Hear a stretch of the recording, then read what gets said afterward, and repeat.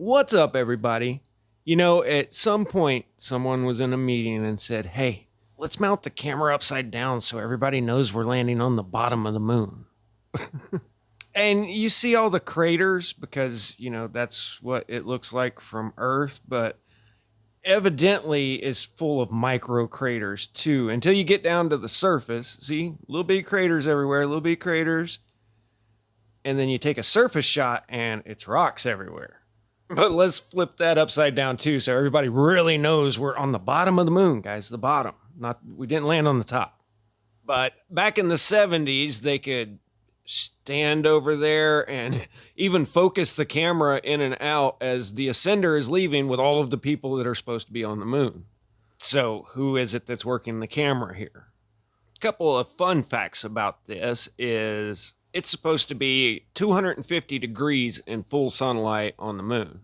So that's like the lowest setting on your oven. For everybody old enough to remember, they used to use film, and this film is highly flammable. It's probably about as thick as saran wrap.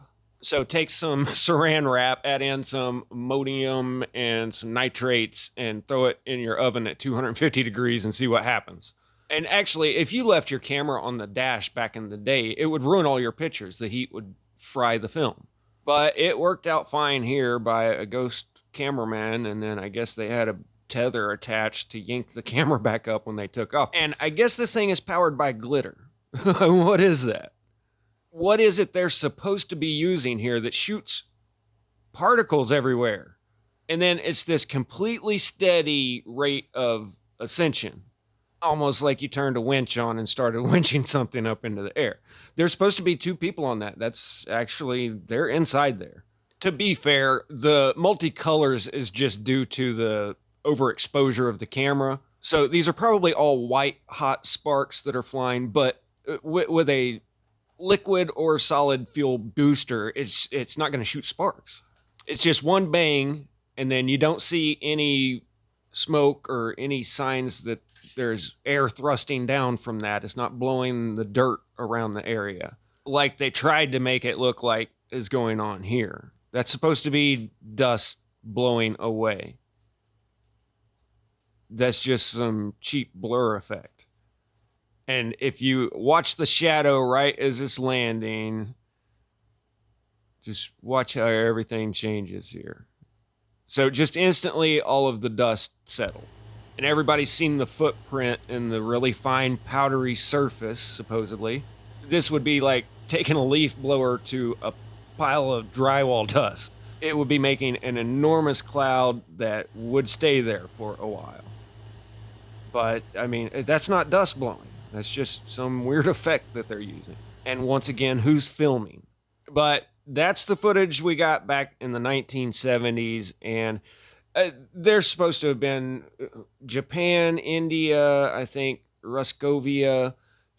Japan's thing landed upside down in Minecraft, but it's all footage like this. Now, what if I told you that we could shoot this water tower full of water into space?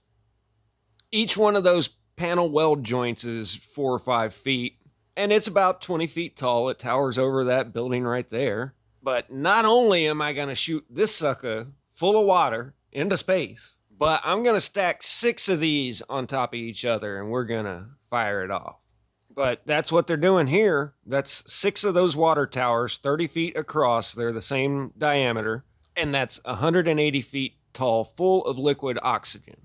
And a little bit of hydrogen. The liquid oxygen is 9 pounds per gallon, so it's a little heavier than water. So we're talking enormous thrust to lift that off. Once again, watch the rate of acceleration.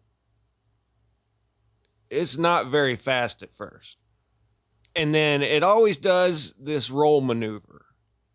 This setup is about as aerodynamic as a brick, so you don't have very good steering over this, but it seems to just kind of naturally roll over with the shuttle on the bottom. Now, I've heard that NASA uses 90 million cubic feet of gaseous helium every year and 1.4 million liters of liquid helium. Helium is lighter than air. So is that big cone in the middle that's called the external tank, is that full of 9 pounds a gallon liquid oxygen? Or is it very lightweight sheet aluminum? A hot air balloon is about 60 to 80 feet tall. So for comparison, this is what a hot air balloon looks like next to it. So if you're able to put enough gas in there to basically balance out the lift against the downforce, then you just have two rockets on the side that have to.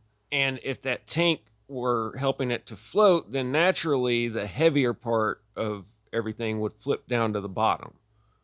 Like if you tape the Snickers bar to the bottom of a balloon. So a fighter jet, assumedly, has the best jet engines that money can buy.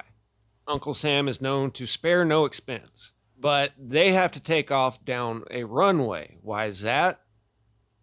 Because if you balance a jet on its tail end, it's going to be top heavy. And until you gain enough speed for the aerodynamics of the wing to steer with, you have no control over it.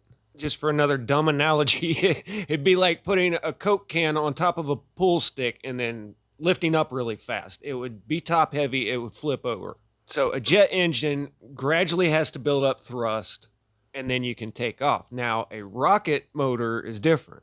It is a short, fast burn. It's just pure acceleration. Nobody would be able to stand the G-forces of that. But when you say something takes off like a rocket, you don't mean it hovers there and gradually picks up speed. It just... Pew. So you need a very fast burn rate with this. But on the shuttle launch, it burns for minutes and minutes. Long time. I saw Werner von Braun talking about this back in the 60s. It was actually a Disney production. And he said that we'll never get over the fuel weight to lift force ratio to ever go to the moon. And yeah, he was one of the scientists from the paperclip operation, which people make a big deal about. That is really dumb. They're scientists. How many American scientists do you think have ever been arrested for what politicians did with what they made? I mean, do you really think there's ever going to be warrants out for Boeing aerospace engineers over what they did to Nagasaki? Or how about Dresden? That was basically a cultural arts center like modern day Rome. But anyway, I think that you would have a hard time convincing anybody you come across that you can take this water tower full of water and shoot it into space. That would be a pretty hard sell, but we don't even think twice about stacking 6 of those on top of each other, strapping 2 rockets on the sides, and having a space shuttle with these little bitty wings that you cannot steer that at all. You can't tell me that that is a steerable unit that they have there. This is just bad analogy day, but I mean, that's like taping a Coke can on the bottom of a paper airplane. The flaps on the back of the wing are the only part that actually move to steer a plane. The rear flaps on the space shuttle are tiny in comparison to the overall thing, and you're screwing up the whole aerodynamic flow by not having them go out a lot wider than the Coke can strapped to the bottom.